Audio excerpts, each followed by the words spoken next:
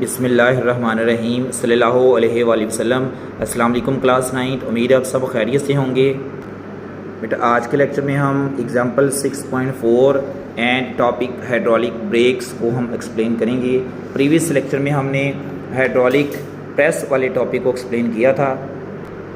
यह hydraulic press क्या होता है कि ऐसी डिवाइस है जो पास्कल के प्रिंसिपल पे काम करती है और हम इससे लार्ज फोर्स ऑब्टेन कर सकते हैं by applying small force.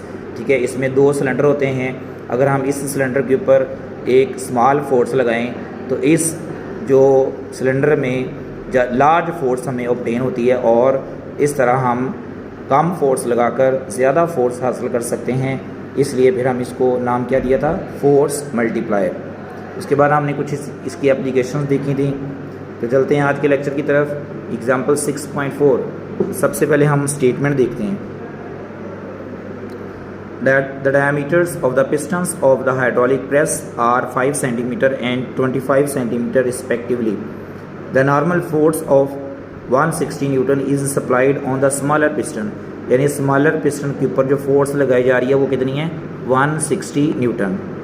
What will be the pressure exerted by this force on the bigger piston? यानी बिगर पिस्टन पर फोर्स कितनी लगेगी। How much weight can be lifted by the other piston? यानी उस बड़े पिस्टन पर जो वेट रखा है वो कितना होगा। तो सबसे पहले हमें स्मॉल पिस्टन का जो रेडियस है वो दिया गया है R1 और R1 है 5 सेंटीमीटर। स्टेटमेंट में आप देख सकते हैं। अब 5 डिवाइड बाई 2 करना है। ठीक है, आपको पता है कि हमें डायमीटर दिया जा रहा है। हमें स्टेटमेंट में स्मॉल पिस्टन का डायमीटर दिया गया है। तो आप जानते हैं कि अगर हम डायमीटर को 2 से डिवाइड कर दें तो वो क्या आ जाता है, रेडियस आ जाता है। तो हमें रेडियस चाहिए, बेसिकली हमें एरिया चाहिए। तो एरिया फाइंड करने के लिए हम एरिया का फार्मूला था पाई आर स्क्वायर। तो इसलिए हमें यहाँ पर R1 चाहिए। तो हम क्या करेंगे, R1 इज इक्वल टू जो फर्स्ट डायमीटर है स्मॉल पिस्टन का उसको 2 से डिवाइड करेंगे। तो 5 डिवाइड बाई 2 ये आ जाएगा 2.5। अब सेंटी को ख़त्म करना है तो आप सेंटी की वैल्यू पुट करेंगे 10⁻⁻² मीटर।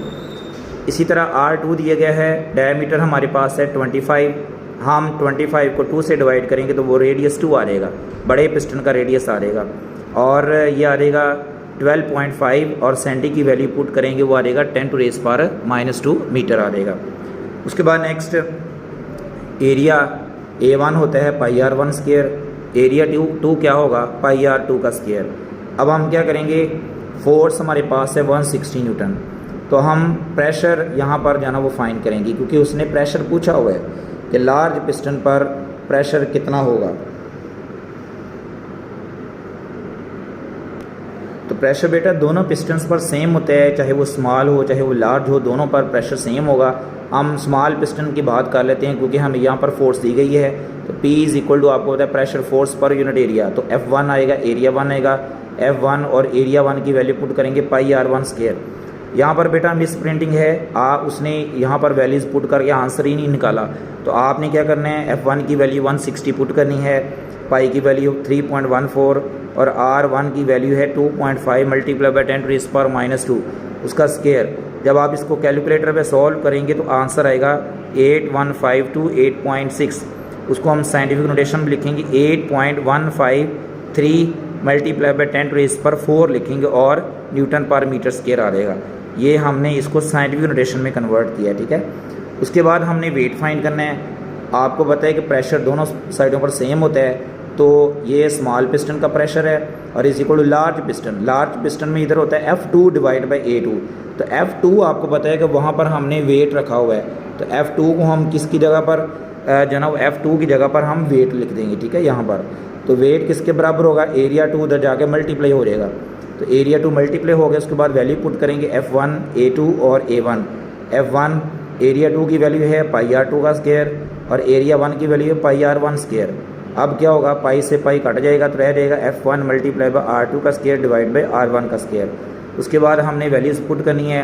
हमारे पास F1 की वैल्यू 160 है और R2 का square 12.5 multiply by 10⁻⁻² metre square और डिवाइड बाई R1 का स्क्वायर। R1 की वैल्यू ये है। जब इसको सॉल्व करेंगे तो हमारे पास आंसर आएगा 4000 न्यूटन और जिसको हम 1000 की जगह पर हम किलो लिख सकते हैं, ये आ जाएगा 4 किलो न्यूटन आ जाएगा।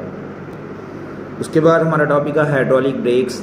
आपको पता है कि हमारी गाड़ियों की जो हैवी व्हीकल्स हैं उनकी जो ब्रेक होती है वो पास्कल लॉ पे काम करती है, ठीक है। तो इसका मतलब उनको फिर हम क्या बोलेंगे, हाइड्रोलिक ब्रेक्स। तो सबसे पहले आप देखें, ठीक है, ये सबसे पहले ब्रेक पैडल होता है। ब्रेक पैडल के साथ आगे लगा होता है एक जो ना वो मास्टर सिलेंडर, ठीक है। वैसे ये इधर स्मॉल पिस्टन होता है, ठीक है। स्मॉलर पिस्टन मास्टर सिलेंडर के साथ अटैच होता है। अब मास्टर सिलेंडर में आपको पता है कि लिक्विड फिल होता है और उसके बाद क्या होता है कि वो लिक्विड सारे का सारा दूसरे सिलेंडर की तरफ जाता है और यहाँ पर एक लार्ज सिलेंडर होता है, ठीक है।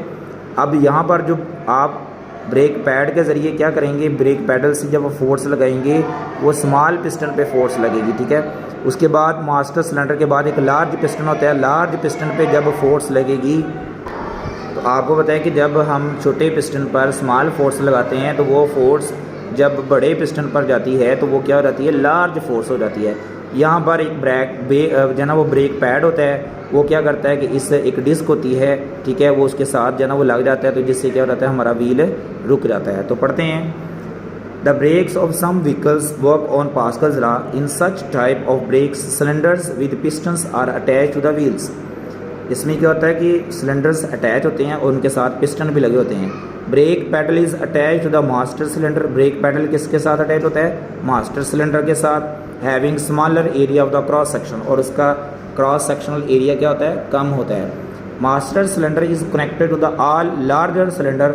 फिर मास्टर सिलेंडर आगे किसके साथ अटैच होता है, लार्जर सिलेंडर के साथ, ठीक है, अटैच टू द व्हील्स। और वो फिर मास्टर जो लार्जर सिलेंडर होता है वो व्हील के साथ अटैच होता है थ्रू द पाइप्स, और वो किसके ज़रिए होता है, पाइप्स के थ्रू। उसके बाद यहाँ पे हम वर्किंग की हेडिंग लेंगे, ठीक है। Oil is filled in this system, ये भी आपका जो है ना वो क्या आ जाएगा, स्टार्ट भी आ जाएगा। अब व्हेन पे हेडिंग बनेंगी जो है ना वो working. When pedal is pushed down, जब आप पैडल से उसको पुश करते हैं। The piston applies pressure on the liquid in the master cylinder. Master cylinder में जो लिक्विड होता है उसके ऊपर प्रेशर लगता है और liquid pressure is transmitted equally to the all larger cylinder. आप जब स्मॉल सिलेंडर के ऊपर प्रेशर लगाएंगे तो वो प्रेशर जो है ना वो क्या हो जाता है, ट्रांसमिट हो जाता है तमाम लार्जर पिस्टन पर, क्योंकि यही हमारा पास्कल है। पास्कल हमें यही कहता है कि जब हम स्मॉल सिलेंडर के ऊपर प्रेशर लगाते हैं तो वो प्रेशर जो है ना वो बगैर किसी लॉस के दूसरे सिलेंडर तक ट्रांसमिट हो जाता है। उसके बाद this pressure causes these pistons to move outward, जिससे पिस्टन जो है ना वो आउटवर्ड मूव करते हैं और प्रेसिंग द ब्रेक पैड, और ब्रेक पैड को प्रेस कर देते हैं टूवर्ड्स द ब्रेक डिस्क, और ब्रेक डिस्क के साथ जो है ना वो लग जाते हैं। और brake drums, force of friction between pads and disc. अब पैड डिस्क के साथ लग जाता है। अब डिस्क और पैड के दरमियान जो फ्रिक्शन की फोर्स होती है, इससे क्या होता है कि ड्रम जो है ना वो स्लोज डाउन द व्हीकल को क्या कर देते हैं, स्लोज डाउन कर देते हैं। व्हेन प्रेशर इज़ रिलीज, जैसे आप पैडल को छोड़ेंगे, आप पैडल से जो पाँव है वो हटा देंगे तो क्या होगा, springs pull back the brake pad. जो ब्रेक पैड होते हैं स्प्रिंग उनको दोबारा वापस ले आएगा। इस तरह जो व्हील है वो दोबारा क्या करना शुरू कर देगा, घूमना शुरू कर देगा और गाड़ी दोबारा जो है ना वो चलना शुरू हो जाएगी, ठीक है। तो ये था बेटा आज का हमारा लेक्चर, जिसमें हमने एग्जाम्पल 6.4 को सॉल्व किया। ये जो मिस प्रिंट है ये आपने यहाँ पर बुक पर नोट कर लेना अपनी पे, ठीक है। और लास्ट में हमने हाइड्रोलिक ब्रेक्स को एक्सप्लेन किया। ये लॉन्ग क्वेश्चन में आ सकता है, ठीक है। अगर हाइड्रोलिक ब्रेक्स के बारे में शॉर्ट क्वेश्चन आ रहे तो आप यहाँ से लेके यहाँ तक लिखेंगे, ठीक है। और अगर लॉन्ग क्वेश्चन आ रहे तो आपने साथ इसकी वर्किंग भी लिखनी है और ये डायग्राम भी बनानी है, ठीक है। इसकी प्रैक्टिस लाजमी कीजिएगा। उम्मीद है आपको सब समझ आ चुकी होगी। अल्लाह हाफिज़।